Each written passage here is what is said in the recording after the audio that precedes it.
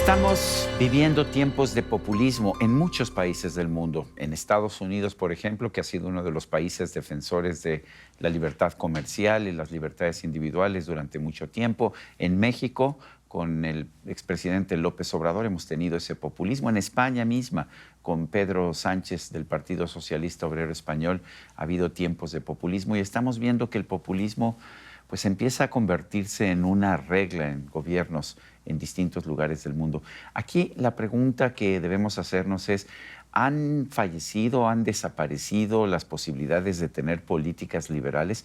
¿Pueden aplicarse, ya sea a nivel de un país, a nivel de una provincia, de una ciudad? Para mí ha sido muy interesante poder invitar a este espacio a Javier Fernández Blasqueti.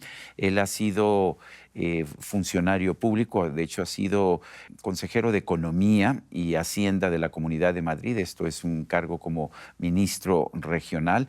Es miembro de la mesa directiva de la Mont Pelerin Society, la sociedad liberal más importante de todo el mundo. Es vicepresidente de la FI, la Fundación Internacional para la Libertad, que ha fundado Mario Vargas Llosa. Javier, gracias por estar con nosotros, tanto por el trabajo que has hecho en lo teórico como por el hecho de que tú sí fuiste funcionario, a ti sí te tocó aplicar políticas.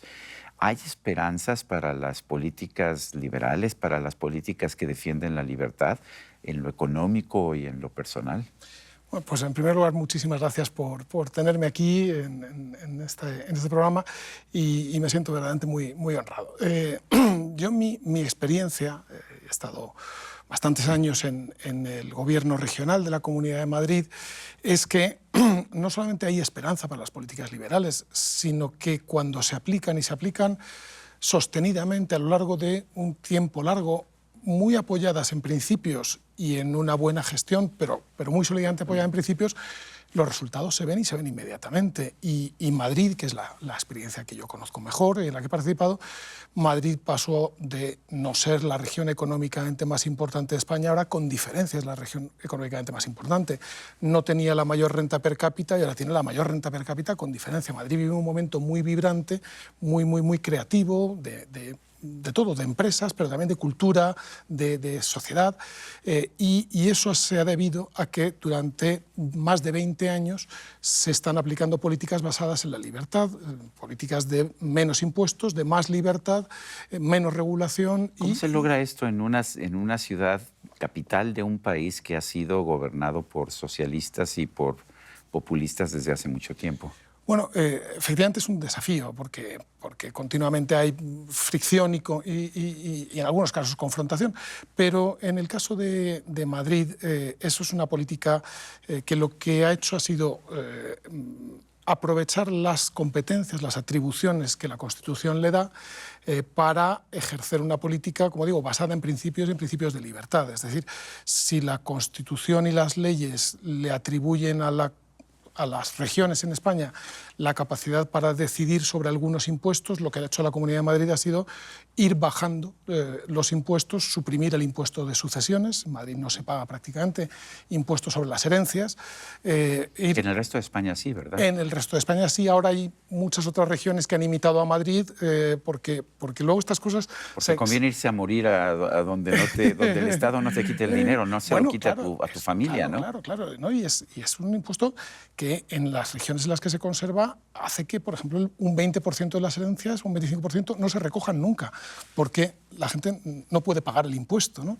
Y además son bienes que ya han pagado impuestos en vida. Para adquirirlos, sí. Y entonces, la Comunidad de Madrid eso lo que ha hecho ha sido, si tiene competencias sobre impuestos, bueno, pues vamos a aplicarlas. Suprimió el impuesto de patrimonio, ha bajado 5 veces el impuesto sobre la renta. Nosotros llamamos impuesto sobre la renta al impuesto sobre lo que ganan las personas. El ingreso, sí.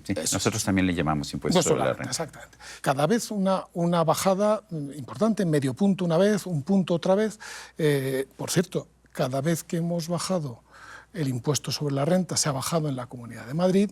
Cada vez siempre la crítica era, bueno, pero es que entonces habrá menos dinero para financiar la salud o la educación. Bueno, pero luego se miran las cifras un año después y se ve que bajó el impuesto, pero la recaudación aumentó. Lo cual coincide con cosas que hemos visto en otros países. Irlanda bajó el impuesto corporativo de 40% a 12,5% y la recaudación subió, pero además el país tuvo un impulso hacia la prosperidad impresionante. Pasó de ser uno de los más pobres de Europa a uno de los más ricos. Claro, al final, todo ese, cuando el político no pretende quedarse con el dinero de los demás y decidir por ellos, ¿qué ocurre? Que ese dinero se queda en manos de sus propietarios, de la gente, de todo el conjunto de la sociedad.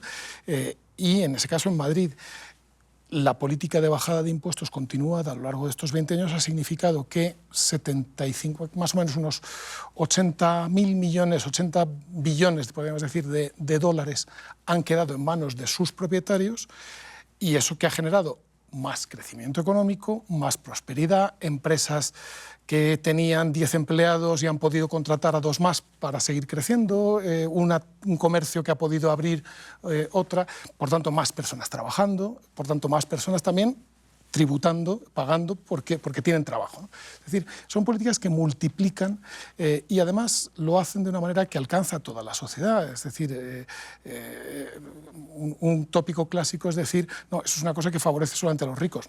No, no es verdad, no es verdad. Javier, ¿por qué los liberales no han podido mandar este mensaje tan sencillo de que es mejor tener menos impuestos, menor intervención del gobierno en las actividades?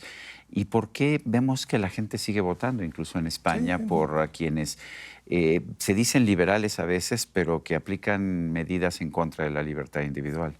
Bueno, yo creo que lo que falta muchas veces son 2 cosas. Una es principios. O sea, los principios tienen que estar muy claros. Los principios son la esencia de la política. La política sin principios consiste en nada más que en usar y manejar el poder, y eso nunca acaba bien, además. Esta política que hace la Comunidad de Madrid es una política muy apoyada. En principio se cree en que la libertad, la propiedad, la responsabilidad es lo principal, y junto a los principios también continuidad, es decir, no estar cambiando de política cada 15 días, sino si apostamos por menos regulación, por ejemplo, bueno, pues vamos a ir haciendo una política continuada. Lo último que hizo la Comunidad de Madrid fue una idea de, bueno, vamos a crear una línea abierta contra la hiperregulación. Tenemos un problema de exceso de regulación. Bueno, pues venga, vamos a abrir una ventana para que cualquiera, un comerciante, un profesor o cualquiera pueda decir una regulación que no puede con ella, que le está creando unos problemas horrorosos, bueno, pues que lo diga y vamos a ver qué podemos hacer.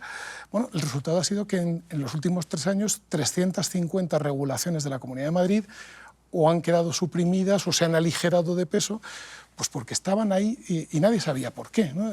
Y entonces mantener en el tiempo esas políticas hace que su efecto se multiplique, pero luego también pasa otra cosa, es que te da argumentos para poder explicar que conviene dar un paso más, porque el anterior funcionó y funcionó bien. Claro. Hablaste de la reducción de impuestos, me parece que es muy claro. Hablas también de eliminar sobreregulación. ¿Qué tipo de medidas se han eliminado y cómo se asegura el gobierno de Madrid de que estas decisiones no signifiquen pues que se protege menos al ciudadano, en fin, ¿cómo se hace esto de manera pragmática? Lo que se hace es examinar bien las peticiones de los ciudadanos, ¿no? Y, por ejemplo, pues llegó una, me acuerdo, que decía, bueno, ¿por qué para poner una placa solar, una placa para generar electricidad? Sí, nosotros les llamamos paneles solares. Paneles solares. Sí. ¿Por qué hace falta una autorización previa de la municipalidad? Que eso alargaba mucho el tiempo, encarecía los costes. Bueno, se miró y se vio que esa regulación venía de los años 90, cuando no se sabía muy bien cuánto pesaba eso y si podía afectar a las construcciones. Resultado, se suprimió, se sustituyó por una declaración, simplemente a efectos de conocimiento. Resultado, un crecimiento exponencial del número de placas solares o de paneles solares en las casas. O se miraba la regulación de los hoteles y se vio que era una regulación, bueno, por ejemplo, exigía que en un hotel tuviera que haber una cabina de teléfonos insonorizada en el lobby del hotel. Claro. Bueno, si la hubiera, nadie la usaría. Claro, que a lo mejor hace 30 años tenía sentido, pero ahora no. O sea, muchas veces lo que pasa es que en la administración pública y en los gobiernos las regulaciones se quedan y van pasando los años y ahí se quedan, porque nadie se atreve a tocarlas porque piensa, bueno, ya sé que a la gente todo esto le hace muchos perjuicios, pero no vaya a ser que la quite y me acusen a mí de causar un perjuicio. Y no, lo que hay que hacer es ponerse en el lugar del trabajador, del comerciante, del empresario y decir, bueno, pues vamos a poner las cosas de una manera que no haga que sea imposible o que sea tan costoso llevar adelante los negocios, porque eso beneficiará, insisto, al conjunto de los ciudadanos. Eso es lo que ha hecho que Madrid tenga un crecimiento económico exactamente del doble de la media nacional, pero sostenido a lo largo de 20 años. Claro, eso genera... Es curioso para mucha gente pensar que Madrid no era la comunidad más rica de España. Pensaba uno, por supuesto, en Barcelona también, pero uno pensaba que Madrid, por ser la capital del reino, sería la más rica, pero no lo era. No, nunca lo fue, y en tiempos mucho más centralistas y de una política mucho más basada en Madrid. O sea, la política en España está muy desconcentrada, muy distribuida. Pues en tiempos más centralistas, Madrid era, no solamente no era la primera, a veces era la tercera y la cuarta región. Y se ve perfectamente cuando uno mira la curva de crecimiento económico, de creación de empleo, de renta per cápita, cómo a partir de que empiezan estas políticas liberales de menos impuestos, de más libertad, eso hace que empiece a crecer con un ritmo mucho más rápido. Por tanto, significa más personas trabajando, más personas que tienen mejores sueldos, por tanto mejor. Y junto a eso también, y no lo quiero olvidar, la libertad no es solo económica, también afecta a otros aspectos. Y en el caso de Madrid se ha combinado también con una política muy clara de libertad en educación y en salud.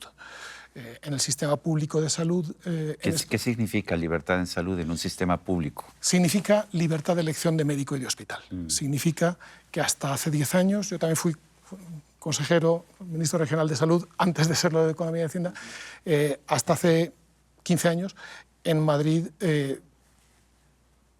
cada persona estaba obligada a ir a un médico, no podía elegir, y a un hospital concreto del sistema público.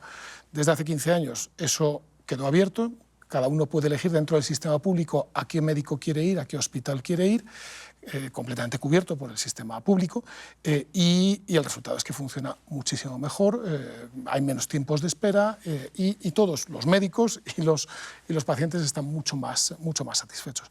Lo mismo en educación, es decir, en el sistema público o sostenido con fondos públicos. En España, en Madrid en particular, hay una parte importante de colegios y de high schools, de institutos que son privados pero sostenidos con fondos públicos. El ciudadano, los padres, pueden elegir a cuál quieren llevar a sus hijos. No le obliga... O sea, no tengo que llevar a mi hijo al más cercano de casa. Sí. No, porque, a pesar de que sea el peor. Claro, efectivamente. Entonces, eso crea una dinámica de mejora de los centros, crea una dinámica de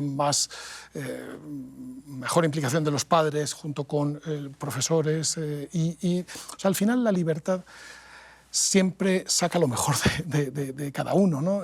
Mientras que al revés, y se ve muy claro en los regímenes socialistas, ahora, por desgracia, pues por ejemplo en Venezuela, o sea, cuando todo es opresivo, cuando todo es que te obligan a hacer las cosas, todo el mundo termina encontrando una rendija para hacer lo que le da la gana, ¿no? Y eso no es nada bueno para nadie. Lo vemos en Venezuela, lo vemos en Cuba y lo vemos en muchos países latinoamericanos. Sin duda. Javier Fernández Lasqueti, vicepresidente de la FIL, la Fundación Internacional para la Libertad. Gracias por esta conversación. Ha sido un gran placer. Y a usted, amigo, que al vernos y escucharnos hace posible este programa, se lo agradezco también. Esto es todo por hoy, pero no se le olvide. Nos vemos la próxima.